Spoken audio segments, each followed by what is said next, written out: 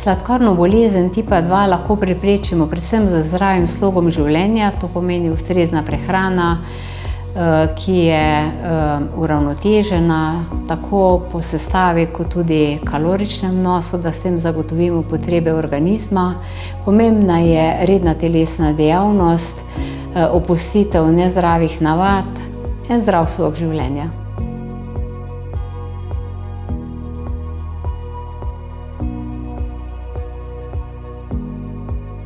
Dlje časa, kot smo zdravi, več zmoremo, tudi boljšo kvaliteto življenja imamo.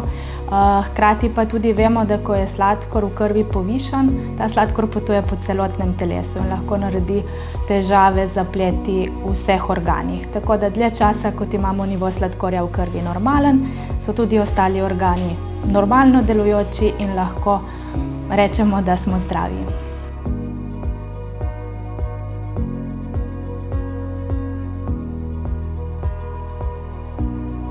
Najprej se je treba zavedati, da pri diabetesu v telesu že potekajo isti bolezenski procesi kot pri diabetesu, samo niso še izraženi v hujši obliki.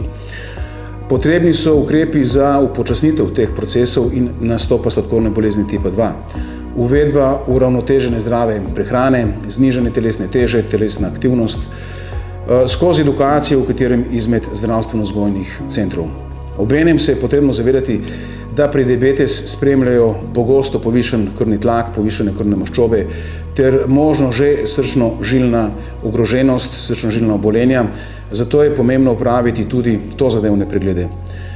In čez najkasneje 2 leti pa ponoviti obremenitveni test z glukozo za preverbo, ali se morda ni že razvila sladkorna bolezen tipa 2.